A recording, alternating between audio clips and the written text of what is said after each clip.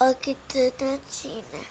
E eu lembro que numa dessas noites nós sentados na calçada, que era nosso escritório, né? A gente sentado na calçada. E surgiu um assunto bastante complexo com relação a racismo, né? Alguém havia ofendido alguém com palavras racistas, tudo e tal. Eu lembro que na minha casa a gente sempre teve nós sempre tivemos uma questão muito tranquila e pacífica para lidar com essas coisas. E eu lembro da minha mãe e meu pai sempre dizendo pra gente que o importante é a gente saber quem nós somos. E eu acho que de um modo geral isso norteou muito as nossas decisões, as nossas reações. Então eu lembro que eu respondi pra essa pessoa, a pessoa me fez um questionamento, se alguém te xingar disso, ou se alguém fizer isso. Eu lembro que eu falei algo que muito tempo depois, a minha mãe falou pra mim que ela se sentiu orgulhosa do que ela ouviu. Que eu falei, bom, eu sei quem eu sou, eu sei o que eu sou, e não é qualquer coisa que as pessoas vão falar pra mim que vai mudar o que eu sou, né? E eu acho que nós norteamos isso, nossa vida nisso, né? Porque, independente de cor, de credo, você acaba sendo massacrado muitas vezes por acusações, informações, por N coisas, que muitas vezes tenta te nortear pro lado errado. Mas nós sempre fomos fundamentados naquilo que nós éramos, né? Eu lembro muito disso, né? Dessas conversas que nós tínhamos na calçada e que nós trazíamos coisas que parecem besteira, brincando ali, eram coisas relevantíssimas que meio que norteava, pautava a nossa formação, sem a gente saber, né? Na verdade, a gente não sabia que nós estávamos aprendendo ali e de fato a gente estava norteando o que nós somos. Você até adiantou, né, uma pauta assim. Eu ia chegar e falar assim, Lucão, não sei se alguém já falou, mas você é preto. Já falaram pra você que você é preto? Cara. Bom, eu posso começar com suco de pneu, chaminé do avesso. Então, isso a gente. Assim, por que eu ia falar isso, né? A primeira pergunta ia ser, mas eu vou inverter. A primeira pergunta ia ser se você acha que a educação fez você não ser. Você escapar da estatística excluída de quem é preto. Mas guarda essa. Primeiro, eu queria falar o seguinte. A gente. Sabe o que eu tenho orgulho dessa época? Ainda bem que você lembrou isso. Porque a gente ficava lá na sua calçada, a gente falava, né? Porque, veja, assim, eu não sou preto. Mas eu sou alemão. Né? Cor de papelão molhado. Ó, o meu olho, você perceber, é bem verde. Eu não entendia porque, tipo, lá na minha certidão eu escrevia pardo. Pra mim, pardo é cor? Eu não entendia isso. Lucas, eu não me lembro da nossa infância de traumas. Sim. Eu não me lembro. Sim. Né? O SES é uma escola pública, mas é uma escola, não é pública, é uma escola da indústria. Mas tinha famílias era da indústria, e a indústria de Jundiaí é forte, as famílias eram ricas. Ricas. No colégio técnico já era mais misturado, mas também tinha, né? Sim. E eu acho que a gente tirou de letra o ambiente da escola, o que hoje talvez seja bullying, tal. Eu lembro o Pedrinho, meu primo. Aí ele dava apelido, adorava dar apelido do Pedrinho. Aí ele falou pra mim, ele falou assim, bom, esse é o Dentinho, ele que deu o apelido do Dentinho, não sei se você sabe. Pedrinho é top, né? Aí ele falou assim, bom, você vai ser o pingado. Eu nem sabia que na padaria chamava o café de pingado. Aí eu falei assim, bom, deve ser uma coisa pejorativa pra me zoar. Sim. Você já deve ter escutado um monte de apelidos. Sim. Mas o que eu tenho orgulho é que eu não me lembro. Talvez, que nem você, a sociedade se me vir e vir você, estatisticamente a chance de você sofrer preconceito é N vezes maior do que eu. Sim. E eu já é uma ordem de grandeza maior do que um branquinho. Sim. Né? Você concorda ou não? Concordo. Eu concordo plenamente com você. Assim, eu acho que nós tínhamos uma estrutura emocional diferente, assim, de verdade. O preconceito sempre existiu, né? O racismo, ele é latente, né? Em 1888 foi assinada a Lei Áurea, mas ninguém trocou o cérebro das pessoas e nem o que foi passado de geração para geração, né? Porém, respondendo a sua pergunta, a educação, em conjunto com a formação familiar, fez com que essa estatística ela meio que não chegasse até mim, até porque, por exemplo, se você for ver, no próprio bairro onde nós morávamos, existiam poucas famílias negras. Exatamente. Era um bairro bom. Era um bairro bom, um bairro de classe média média, classe média alta. Se pegar as famílias que estavam mais na Ribeirinha lá para baixo, né, eu sei que a minha família era uma dessas que estava Estávamos ali. com relação a poder, né, aquisitivo.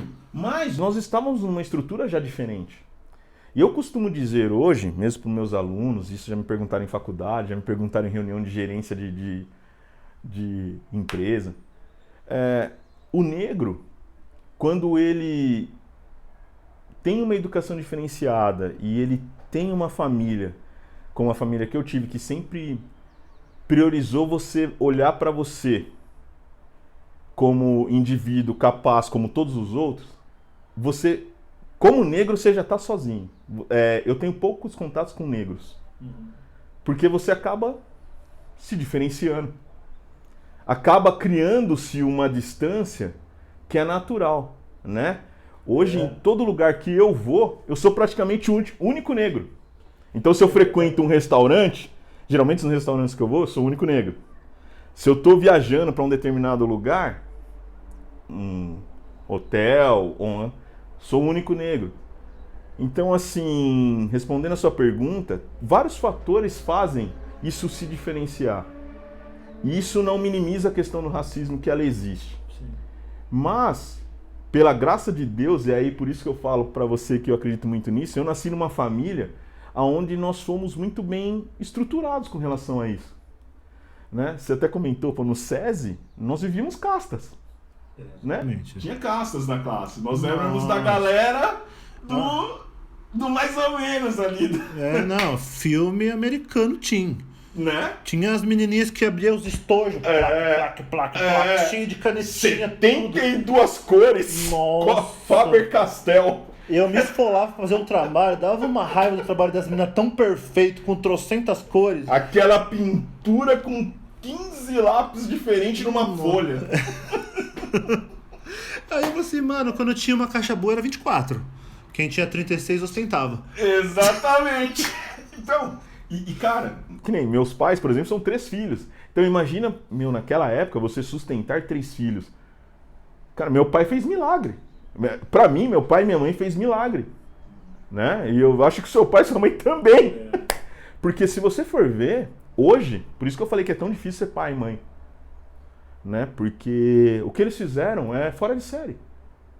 Né? Meu pai e minha mãe, o que eles fizeram por nós é fora de série. Então essa questão da cor, eu vejo o preconceito, eu vejo o racismo, mas ele não me atinge. Sim, mas assim, isso é porque você tem a identidade muito bem formada, tudo isso que a gente acabou de falar. Família, escola, amigos, lugar, né? Fazer uma pergunta pra você. Você não me via como negro, você me via como seu amigo. Exatamente. Então a gente não tinha cor. Eu vivia numa sociedade, meus amigos, pros meus amigos, pra quem importava pra mim, eu não tinha cor.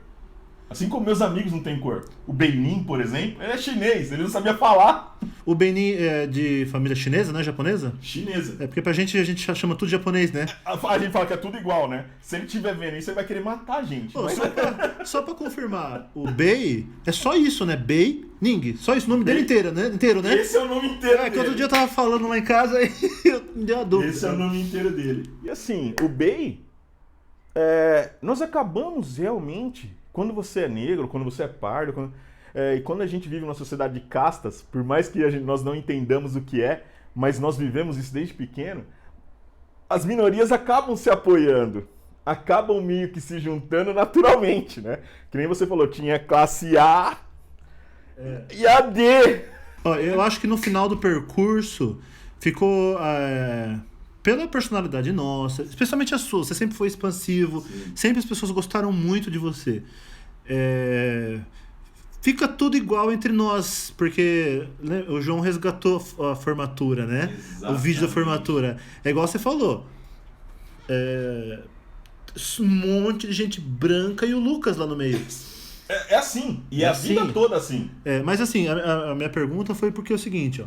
Se você vai arranjar um emprego, você vai ser o porteiro aqui do condomínio. Se tem, tipo, sabe, negro. Eu acho que ele sofre mais preconceito num processo seletivo, porque tá dentro, tá automático. Assim, pô, a gente vai colocar aqui. Sim. Talvez tiver alguém racista, ou Sim. será que vão achar que Sim. ele vai roubar? Já sai perdendo. Mas estou falando, muitas vezes quando a gente tem a educação, o papel da educação, você já está num nível diferente, numa esfera diferente de emprego, Sim. de onde você circula, Sim. as pessoas têm um nível de consciência, tem também preconceito, Sim, racismo, mas muitas vezes uma empresa precisa do seu hard skill. É diferente, as pessoas elas tendem a separar o que elas não gostam pessoalmente e aquilo que de fato faz diferença. E a educação te ajuda a fortalecer o que faz diferença. Porque você não trabalha com quem vai tomar chopp com você de final de semana e que vai ser seu amigo sempre. Você trabalha com quem Entrega o relatório. entrega o resultado. Essa é a ideia. Né? Por isso que eu sempre trabalhei para isso. Né? Eu sempre pensei nisso. Né? Não, e a educação te alimentou dos dois jeitos. A educação na palavra, como a gente acabou de falar, nossa conversa até agora foi do cenário, e os seus conhecimentos adquiridos, habilidades, competências. Que isso é tão importante quanto a outra parte. Né? Tem muita gente que sofre preconceito porque muitas vezes não consegue argumentação para reverter esse quadro.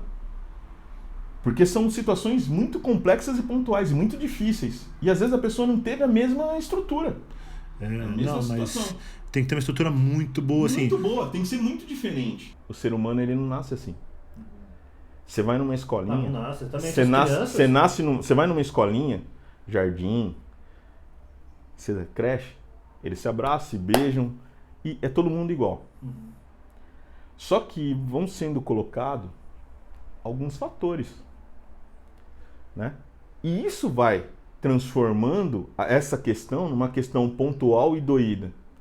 Porque isso é aprendido. A educação do modo reverso. Você acaba aprendendo o que não deveria aprender. Você é criança, tá lá aprendendo a viver. Aí aprende bom, aprende ruim.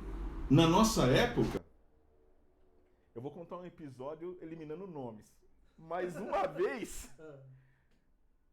Você lembra aquele fato de que a gente sentava todo mundo perto da porta da saída na hora do intervalo? Octanatina.